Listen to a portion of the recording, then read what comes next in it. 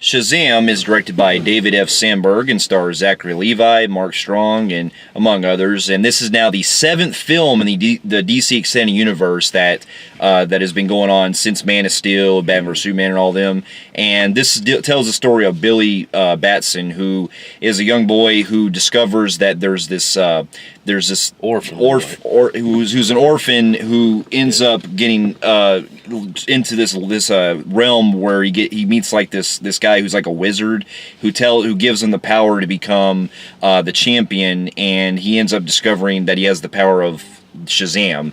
And while this is happening, he also discovers that there's another guy who wants that power as well, who's Mark Strong's character. And they basically tells a tale of him also, Zachary Billy having to look for his mom, and also having to get himself together as with his new orphan family that he's with. And now here's some backstory. Now, as we said, this is now the 7th film in the DC Extended Universe, and I gotta admit that for the films that have been going on with DC, they've been a lot hit and miss over the years, and so there's been a lot of different ones that have started out pretty good, and then have gotten kind of like, but they've been back and forth. DC's basically, unfortunately, got the late start because what they were building with, which personally I like Man of Steel, and then they went on what I'd call a Shyamalan route for a little while. Yeah. Not saying they're that bad, but yeah. They went on a disappointing route. Unfortunately, while the going is getting better, a lot of them are backing out and leaving their roles. So don't know where this universe is anymore. And it's a shame because now the movies, starting with Wonder Woman, yeah, we're getting there. Aquaman, okay, we're getting there. And then, Shazam's like, oh shit, now we're really fucking getting there. But it's kind of hard to be fucking excited when you know that you got Henry Cavill is saying that I may not ever come back as Superman again.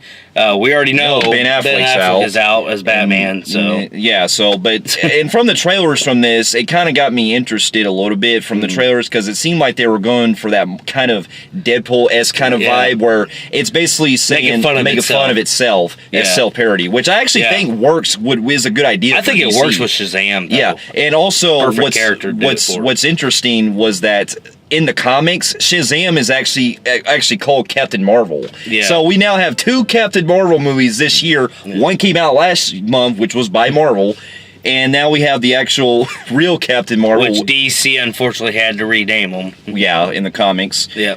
So, going into the trailers, I wasn't like very hyped for it, but I can honestly say upon seeing this movie, I gotta say, man, this is probably the best DC Extended Universe film that they've done. Yeah, this is probably one of the best ones they've done. I will say that I absolutely love this movie. I did too. Like, to get my pros out of the way, Zachary Levi, who I'm not really too familiar with. I've seen him on stuff like, I saw him in the sequel to Alvin and the Chipmunks and stuff like that. Yeah. I'm not really. Oh, that is him. That is him. Yeah. He got replaced Jason Lee. I will admit that he was fucking annoying in that movie. Yeah, but this movie, he really fucking owns this. This is the character he was born to play.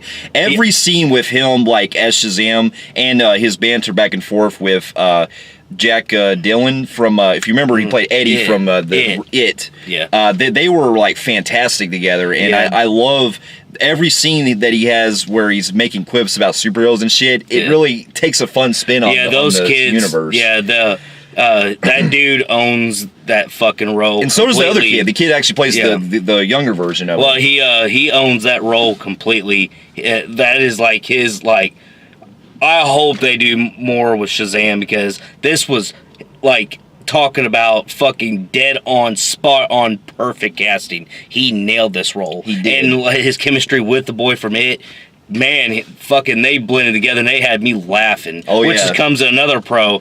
Not like we've ever seen the other films ever attempted, but their attempt at going more of a self-parody comedy, I will say it was fucking hilarious. It was. It had me rolling in a lot of scenes, because to me, this is what I feel like. And it blended so well. It did too. And I like the fact that you can watch a movie like this and knowing that you can see DC like in a unit, like DC stuff in the movie itself. Like there's a scene where they literally see action figures of Superman and Batman. And if you pay attention throughout the film, you got somebody wearing an Aquaman shirt, or a Wonder Woman shirt, or Superman, or a Batman. Then you see backpacks in the distance, and then you see the toys thing. Then you obviously got the trailer part where he's throwing Batman at the villain, dude.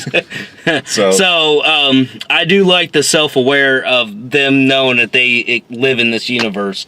You know, because obviously it's part of DC and it's part of the universe. But I just love that they throw that in there a lot. Yeah, I do too. And I also got to give credit to the rest of the cast. Kids. The rest of the kids were pretty good too. And there's also something that comes in later on, which I won't spoil, but it really it brings in a good dynamic of family as its theme for this. I thought it really captured it well. Yeah, it was, and not only that, there's also something very emotional. Like we said earlier, I'm not going to go into detail, but it's about you get Billy looking for his mom, and something happens later in the film. It's kind of fucking sad. Yeah, it is, and it actually kind of really got to me.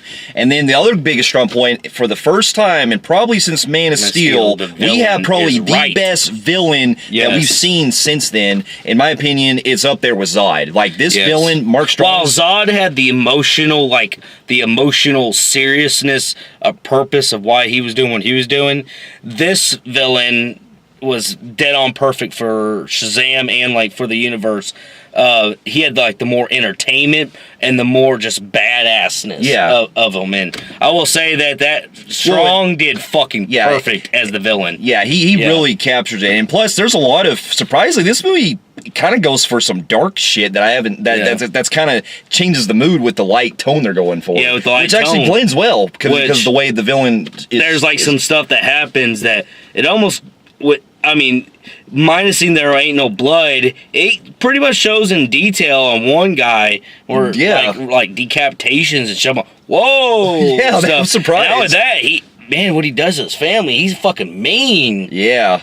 So and not only that, I will say that for once we get not an overdrawn, but a perfect backstory for the villain. Yeah, I'm glad that they did that because this movie actually has a good balance of both the villain and the hero. Yeah. Which is something that I've always been pissed off with DC in the past because they would always overshadow their villains with their heroes. Well, it's either this. For the most part, it's always the villain usually doesn't have any screen time or any build-up or backstory, or for maybe one or two movies, the villain is so overly drawn in backstory, it's like, you gave us too much, and it's never a balance, or they're so completely standard to the point that you really are you're just seeing them there, like they're carbon cutouts. But anyway, that was CGI great. And the effects were good with the whole lights. Yeah, and stuff. I love that. That was really awesome, especially with the lighting. Shazam, where you're doing that, and man, I will say that the cinematography was great in this film too. Absolutely, and the movie just has such a great vibe of giving you the way that the story unfolds with the entertainment value. It's got such a great rewatchability to itself. Especially in the post-credit scenes, which I won't reveal, but it's in a different type of... Fuck the post-credit scenes, the fucking ending, where we see a certain something. Right, that's what I'm saying. Yeah, that was fun. Yeah, that was but anyway, cool. They're... Now, if I had really any just minor cons, I really don't really have much other than that. There's, have much. It's kind of predictable in certain parts where the movie's kind of going at first. Like the way it sets up its villain is kind of predictable. But that's really just a matter of just how they set it up. Yeah, but that's really my only minor thing. Yeah, it's setting up. I almost don't have really any flaws with this film. This is probably DC's best ever attempt. Like, even Man of Steel has, the seriousness thing I liked more in that. But I think this movie is completely structured the best over Man of Steel. Yeah, and it works at a very fast pace, too. Yeah. So with that being said, for the first time, for the first time for DCEU, I'm going to give this film a phenomenal grade on the Film Phreeks meter. Yeah, that's my... actually, it might be my second one, but this one... Yeah, it's my second time I'm putting one in my top 10 possibly, so that's a phenomenal grade in Film Phreeks meter, man. They did it. They finally bring you redeemed yourself. Yes. Yep. So, for those of you who have also seen Shazam, let us know in the comments below of what you thought about it, and also about if you've read the comics as well.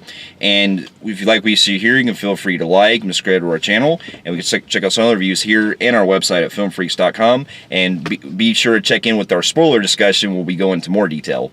Yeah. We'll see you later. Later.